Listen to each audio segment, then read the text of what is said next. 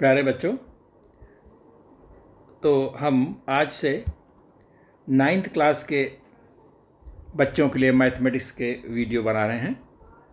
तो सबसे पहले हम नंबर सिस्टम ले रहे हैं। तो देखो बच्चों, नंबर सिस्टम सबसे पहले देखिए नेचुरल नंबर आप लोग जानते होंगे। हम बहुत संक्षिप्त में बताएंगे क्योंकि आप सब लोग नंबर सिस्टम पूर्व के कक्षाओं में भी आप लोग पढ़ते आए हैं। तो देखिए नंबर सिस्टम में नेचुरल नंबर हुआ 1 2 3 4 एंड सो ऑन। ये नेचुरल नंबर है, सब पॉजिटिव हैं। ये 4 ऑपरेशन है, plus minus multiplication and division. अगर इन ऑपरेशंस के रेस्पेक्ट में अगर हम नेचुरल नंबर को देखें तो ये नेचुरल नंबर कंप्लीट नहीं है। विद रेस्पेक्ट टू प्लस तो कंप्लीट है, यानी इसमें से नेचुरल नंबर के कोई 2 डिजिट ले लें, कहीं से ले लें, उनमें अगर हम 2 को जोड़ें तो वो नंबर इसी में होगा। ठीक है, वो नेचुरल नंबर ही होगा। और 2 नंबर ले लें कहीं, उनको मल्टीप्लाई करें तो भी उसी में होगा। इसका मतलब with respect to addition and multiplication ये जो आपका नेचुरल नंबर है ये कंप्लीट है। ठीक है, मीनिंग देयर बाई कि अगर 2 संख्याओं को चाहे गुणा करें चाहे जोड़ें, वो संख्या उसी नेचुरल नंबर में ही होगी। लेकिन व्हाट अबाउट सब्सट्रैक्शन? किसी 2 संख्या को घटाओ, कोई ज़रूरी नहीं कि वो संख्या उसमें हो। जैसे 1 - 2 कर दो तो -1 माइनस का ही नहीं। तो इसका मतलब ये परिवार हमारा छोटा है, इसको हम थोड़ा सा और बड़ा किए। क्या किया हमने? हम सेट ऑफ इंटीजर ले आए, यानी जैसे 1 - 1 कर दिया 0 हो गया, 2 - 2 0 हो गया, तो 0 भी इसका मेंबर हो गया। और निगेटिव संख्याएं भी हमारी इसकी मेंबर्स हो गई। ठीक है, यानी कि 0 + -1 + -2 इस तरह से विस्तार हुआ, हमारा एक्सपेंशन हुआ नेचुरल नंबर से इंटीजर का। ठीक है, लेकिन अब आप देखिए, जैसे आप नंबर लाइन लीजिए, ये नंबर लाइन आपका देखिए यहाँ पर 0 है, ये आपका 1 है, ये 2 है, ये 3 है। ठीक है, ये आपका इधर आपका निगेटिव है -2 एंड -3 एंड सो ऑन। ठीक है, तो अब आप देखिए 0 यहाँ पर है, प्लस यहाँ पर है, माइनस यहाँ पर है। तो ये जो बीच के बिंदु हैं, ये इनकी भी तो कोई वैल्यू होगी। तो उसके लिए फिर हमने सेट ऑफ रेशनल नंबर को किस तरह से डिफाइन करते हैं बच्चों? देखो P/Q such that P and Q जो है ये बिलोंग्स टू, देखो बिलोंग्स का चिन्ह है ये। आप आगे चल करके आप लोग सेट थ्योरी पढ़ोगे इंटर में, तो ये बिलोंग्स का चिन्ह, यानी कि P और Q जो है वो जेड के मेंबर्स हैं। P और Q जेड के सदस्य, यानी कि जेड के नंबर्स हैं, तो belongs to Z. But Q जो है 0 नहीं होगा, क्योंकि देखे 0 जो है जेड में है, लेकिन Q 0 नहीं होगा। तो this is called set of rational number. तो देखिए, जैसे आपका एक यहाँ पर 0 है, यहाँ पर 1 है, तो यहाँ पर बीच में 1/2 होगा। तो 1/2 इज ए रेशनल नंबर। और बच्चों देखो, between 2 rational numbers there are infinite number of rational numbers. कैसे? जैसे 1/2 यहाँ पर है, तो 1/3 यहाँ कहीं होगा, यहाँ पर 1/3 होगा। अब इन दोनों के बीच में देखो, इन दोनों के बीच में भी कैसे होगा? इसके बीच में कोई रेशनल नंबर कैसे होगा? देखो 1/2 और 1/3 इनको जोड़ के आधा कर दो। ठीक है, तो क्या हो जाएगा? ये हो जाएगा 6, 5/6 हो जाएगा, 5/6 और /2 यानी कि 5/12। तो 5/12 जो है ये 1/2 से छोटा है और 1/3 से बड़ा है। तो इसका मतलब कि देखो अब 1/3 यहाँ पर है, 1/2 यहाँ पर है, तो बीच में हमारा यहाँ पर आ गया 5/12। अब 5/12 व 1/3 के बीच में फिर आप उनको जोड़ करके आधा करो। इस तरह से करते जाइए, तो इसका कोई लिमिट नहीं होगी। ठीक है, इसका मतलब हम कह सकते हैं कि there are infinite number of rational numbers between 2 rational numbers. ठीक है, यहाँ तक आप लोग सब जानते होंगे, हम केवल आप लोगों को बस केवल रिवाइज करा रहे हैं। ठीक है,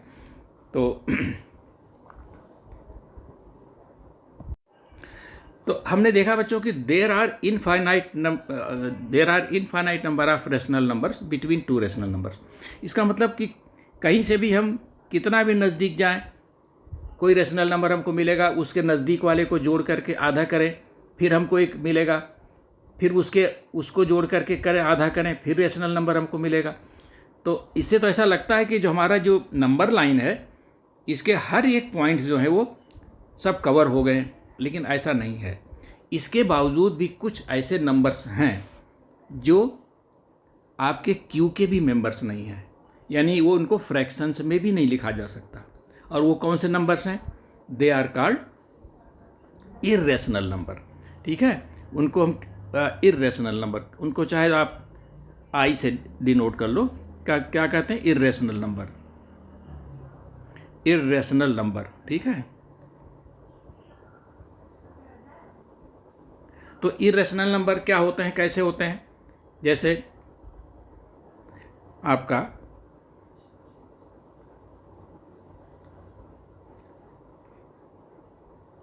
देखिए, जैसे √2 है, √2 इज इर्रेशनल नंबर। तो इसका मतलब it can not be represented in the form of P upon Q। ठीक है, √2 can not be represented in the form of P and Q, where P and Q are integers. ठीक है, इसको हम इस तरह से P अपॉन Q के फॉर्म में नहीं रह सकते, जहाँ पर P और Q क्या हों? इंटीजर्स हों, और Q नॉट जीरो हो। ठीक है, तो √2 is irrational number, √3 is irrational number. ठीक है, तो ये सब इर्रेशनल नंबर है। ठीक है, तो अब हमारा जो आपका जो सेट बना हमारा, अब फिर वह सेट ऑफ रियल नंबर आ गया। सेट ऑफ रियल नंबर में क्या आया? सेट ऑफ रियल नंबर में हमारा आपका रेशनल नंबर और प्लस इर्रेशनल नंबर, ये दोनों मिलकर के सेट ऑफ, इसको कहते हैं real numbers, set of real numbers. तो अब इसके आगे भी आप लोग जब आगे चल के पढ़ोगे इंटर में पढ़ के, तो इसके आगे भी इमेजरी नंबर्स होते हैं। इमेजरी नंबर्स में जैसे -1 है, -1 का अंडर रूट नहीं निकल सकता, लेकिन हमने इसको मान लिया है, क्या? आई मान लिया है। तो this is irrational, this is a imagery number. ठीक है, तो जैसे 1 + 2i, दिस इज ए, क्या कहते हैं इसको? ये इमेजरी नंबर। ठीक है, इसको कॉम्प्लेक्स नंबर भी आगे जाके कहेंगे। ठीक है, तो अभी वहाँ तक आपको नहीं पढ़ना है, तभी आपको सेट ऑफ रियल नंबर तक जानिए। रियल नंबर क्या है? Set of rational number plus irrational number. तो जैसे √2, √3, √5, √7, ये सब क्या है? इनको हम P अपॉन Q के फॉर्म में नहीं रख सकते हैं, इसीलिए इसको कहते हैं इर्रेशनल नंबर। ठीक है बच्चों, देखो अब कुछ इम्पॉर्टेंट पॉइंट्स हैं, इनको समझ लीजिए। आप सम ऑफ रेशनल नंबर आपने रेशनल नंबर समझ लिया और इर्रेशनल समझ लिया। तो अब आप देखिए, किसी भी रेशनल नंबर में कोई अगर इर्रेशनल नंबर हम जोड़ेंगे तो हमेशा इर्रेशनल होगा। किसी भी रेशनल नंबर में इर्रेशनल जोड़ेंगे तो वो इर्रेशनल होगा। कैसे? जैसे मान लीजिए 2 आपका रेशनल नंबर है। एग्जाम्पल हम लेते हैं, जैसे अब एक एग्जाम्पल, पहले फर्स्ट का एग्जाम्पल हम लेते हैं। देखो, फर्स्ट का एग्जाम्पल लेते हैं तो क्या होगा? जैसे रेशनल नंबर हमारा 2 है, इसमें 2 में इरेशनल नंबर हमने जोड़ दिया 2 + √2, तो क्या हुआ? ये इरेशनल ही होगा। ठीक है, या आप 2/3 + √3 कर दीजिए, तो क्या हुआ? ये भी सब इरेशनल ही होंगे। ठीक है, अच्छा, आप किसी रेशनल नंबर को इरेशनल से गुणा कर दीजिए। दूसरे के एग्जाम्पल आप देखिए, जैसे आपका √3 है, इसको आप 2 से गुणा कर दीजिए, तो क्या आ जाएगा? 2√3 आ जाएगा। ये भी इरेशनल है। तो ये दो चीज़ें आप ध्यान रखिए, किसी भी रेशनल नंबर में इरेशनल नंबर चाहे जोड़ें, चाहे रेशनल नंबर में इरेशनल गुणा करें, दोनों स्थितियों में वो इरेशनल नंबर होगा। लेकिन बाद की स्थितियों में ये ज़रूरी नहीं होगा कि अच्छा 2 इरेशनल नंबर को गुणा करिए तो कोई ज़रूरी नहीं है, मे और मे नॉट भी। कैसे? उदाहरण लिखिए, जैसे आप देखिए 2 √3,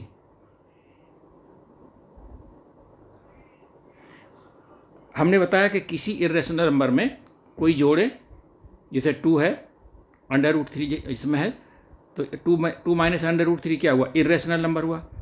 और इसको अगर हम गुणा कर दें 2 प्लस √3, देखिए ए भी इरेशनल है, ई भी इरेशनल है।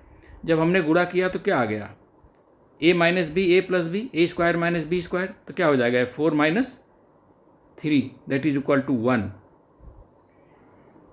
क्या हो गया, ये रेशनल नंबर हो गया। तो देखो गुणा करने पर क्या हुआ, मे आर मे नॉट बी, हो भी सकता है।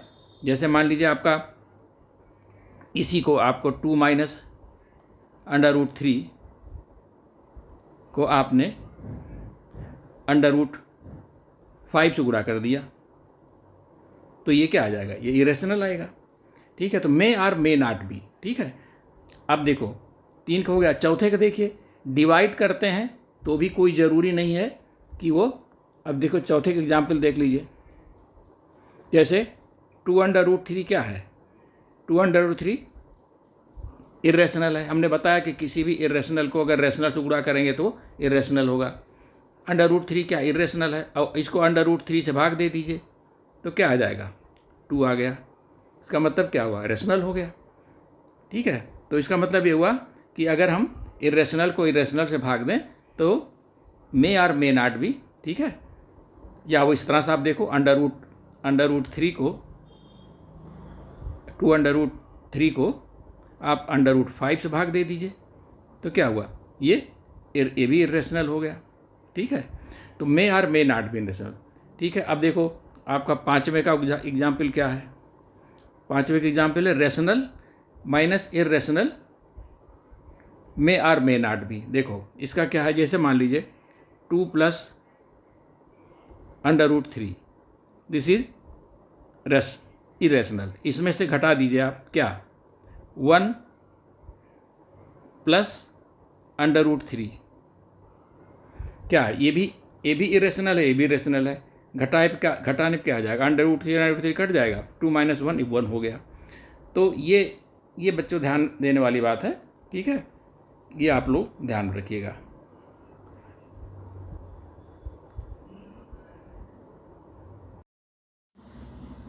तो बच्चों देखो, अब हम ये प्रूव करेंगे कि √2 इज एन इरेशनल नंबर।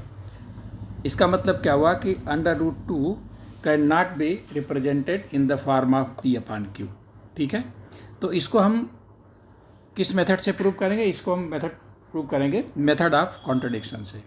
तो बच्चों देखो मेथड ऑफ कॉन्ट्रडिक्शन क्या है, जैसे इसको उदाहरण से समझिए। जैसे आपको किसी स्थान पे आपको जाना है और गंतव्य स्थान का आपको सही रास्ता नहीं मालूम है, तो आप जाते हैं, जाते जाते आपको एक दोराहा मिलता है। उस दोराहे से आप कंफ्यूज हो जाते हैं कि हम इस रास्ते से जाएं या इस रास्ते से जाएं। ठीक है, आप उसमें एक रास्ता चुनते हैं और उस रास्ते से जा कर के आप आगे देखते हैं कि वो रास्ता ब्लॉक है। फिर वहाँ से फिर आप लौटते हैं, फिर दूसरा रास्ता चुन करके आप पहुँचते हैं। तो इसका मतलब ये हुआ कि जिस रास्ते से आप गए थे सही मान के रास्ता, वो आपका गलत रास्ता था। तो इसका मतलब ये हुआ कि वो जो आपने एज्यूम किया था वो गलत था, आप पे एजम्पशन गलत था। ठीक है, तो उसी तरह से इसको भी हम इसी को कहते हैं मेथड ऑफ कॉन्ट्रडिक्शन। आप किसी चीज़ को, जो चीज़ आपको प्रूव करनी हो उसके विपरीत मानिए कि ऐसा नहीं ऐसा है, फिर आप करते करते करते आप एक ऐसे निष्कर्ष पर पहुँचेंगे, ऐसे रिजल्ट पर पहुँचेंगे जो असंभव होगा, इम्पॉसिबल होगा। तो इसका मतलब क्या हुआ कि फिर वो हमारा प्री एजम्पशन जो था वो गलत था।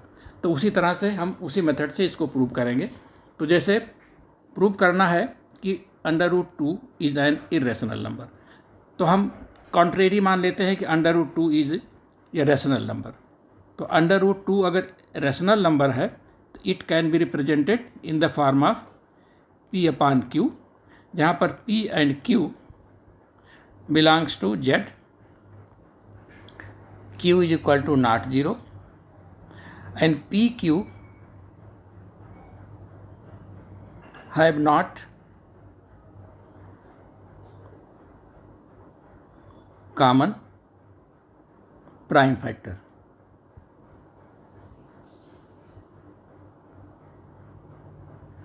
तो इसको कॉमन प्राइम फैक्टर से बच्चों इस तरह समझो, जैसे आपका 4/6 है, तो इसको देखो 2 2 जा 4, 2 3 जा 6, यानी 4 और 6 में 2 जो है प्राइम नंबर, ये कॉमन प्राइम फैक्टर है, ठीक है। लेकिन हमारा P/Q जो है ऐसा है जिसमें कोई कॉमन प्राइम फैक्टर नहीं है। तो जैसे आपका 2/5 है, 3/7 है, ये सब क्या हैं, ये सब इसमें कोई कॉमन प्राइम फैक्टर नहीं है। तो P/Q हमारा उसी तरह का है कि इसमें कोई कॉमन प्राइम फैक्टर नहीं है। तो अब इसको हमने मान लिया कि suppose √2 is a rational number, तो it can be represented in the form of P/Q, ठीक है। तो अब इसको स्क्वायर करेंगे तो क्या हो जाएगा, 2 इज इक्वल टू P²/Q², ठीक है। इसका मतलब हो गया P² is equal to 2Q²। अब देखो P² is equal to 2Q², यानी इसका मतलब क्या हुआ, P² क्या है, इवन नंबर हो गया, P² इवन नंबर हो गया, ठीक है। तो अगर P² इवन है तो P भी इवन होगा। क्यों होगा, अगर P² इवन है तो P भी इवन होगा। कैसे, क्यों प्रूव करेंगे, यहाँ भी मान लीजिए कि अगर P² हमारा इवन है, हम मान लेते हैं कि P² इवन है, तो P इवन हमारा इवन, हम मान लेते हैं कि P हमारा ऑड है। तो अगर P हमारा ऑड है तो it can be represented as 2m+1। ये 2m+1 क्या है, ये आपका ऑड नंबर है। स्क्वायर कर दीजिए, P² इज इक्वल टू क्या हो जाएगा, P² is equal to 4m² + 4m + 1। अब देखिए 4m² ये भी आपका इवन है, 4m ये भी इवन है। अब इसमें 1 जोड़ दिया, किसी भी इवन नंबर में अगर हम 1 जोड़ देंगे तो ऑड बन जाएगा। इसका मतलब P² क्या है हमारा, यहाँ ऑड आ रहा है, लेकिन जबकि हमारा P² इवन है। इसका मतलब हमारा एजम्पशन कि P इवन है ये सही है। P हमारा ऑड है, जो हमने माना है, P को ऑड माना था, ये हमारा एजम्पशन गलत है, ठीक है। तो P² तो P भी हमारा इवन हो गया। अच्छा, अगर P इवन है तो P को मान लीजिए P is equal to 2m, ठीक है। अब यहाँ पर देखिए क्या हो जाएगा, P की वैल्यू यहाँ रख दीजिए, क्या हो जाएगा, 2m² is equal to 4m²। इसको स्क्वायर करेंगे तो 4m² हो जाएगा। 4m² is equal to 2Q², यानी कि Q² is equal to 2m², ठीक है। इसका मतलब क्या हुआ कि Q² क्या है, Q² इवन है, ठीक है, चूँकि Q² is equal to 2 × m², 2 से गुणा हो रहा है। तो Q² इज इक्वल टू अगर इवन है तो Q भी इवन हो गया, जैसे अभी मैंने प्रूव किया। तो अब देखो P भी इवन हो गया, Q भी इवन हो गया। तो इसका मतलब P/Q जो है, P/Q ये इसमें ये भी इवन है, P भी इवन है, Q भी इवन है। इसका मतलब कि P एंड Q में 2 जो है वो एक कॉमन फैक्टर होगा। It means this implies P और Q have 2 as a common factor, as a common factor, जो हमारे एजम्पशन के प्रिजम्पशन के खिलाफ है। हमने माना था कि P/Q is a rational number which has no common prime factor, लेकिन यहाँ पर तो 2 एज ए कॉमन फैक्टर आ रहा है। इसका मतलब हमारा जो एजम्पशन है कि √2 is a rational number which is wrong. तो इसका मतलब क्या हुआ कि √2 is an irrational number, is an irrational number, ठीक है बच्चों। तो √2 हमारा जो है वो इर्रेशनल नंबर है।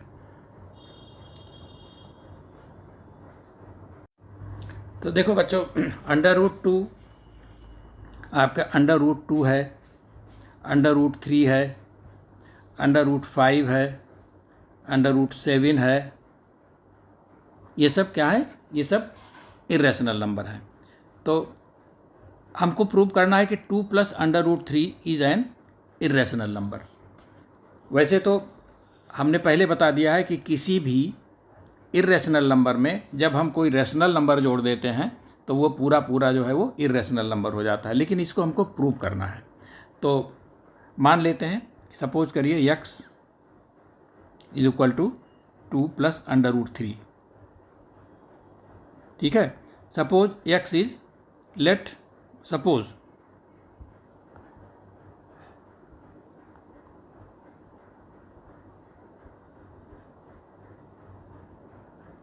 x इज ये रेशनल नंबर मान लेते हैं कि ऐसी रेशनल नंबर। तो देखिए स्क्वायर करिए इसको, x² = क्या हो जाएगा? 2 + √3 square, that is equal to 4 + 3 + 2 × 2 = 4 √3, ठीक है। यानी कि ये हो जाएगा 7 + 4 √3, ठीक है। अब इसको देखिए, x² 7 को इधर ले आइए, x² - 7 / 4 इज इक्वल टू √3। अब देखिए हमने माना क्या? x जो है रेशनल नंबर माना है। हमने सपोज किया है, एज्यूम किया है कि x is a rational number. x rational number है तो x² भी रेशनल नंबर होगा। किसी भी रेशनल नंबर में -7 करिए तो वो भी रेशनल नंबर होगा। किसी भी रेशनल नंबर में 4 से डिवाइड करिए वो भी रेशनल नंबर होगा। इसका मतलब ये जो हमारा है ये रेशनल नंबर हो गया, और ये √3 क्या है? इरेशनल नंबर है, ठीक है। इसका मतलब हुआ कि एक रेशनल नंबर एक इरेशनल नंबर के बराबर कैसे हो सकता है? इसका मतलब हमारा एजम्पशन गलत था। दिस इम्प्लाइज कि हमारा एजम्पशन क्या था कि x जो है वो रेशनल नंबर है, यानी कि 2 + √3 इज एन इरेशनल नंबर, ठीक है।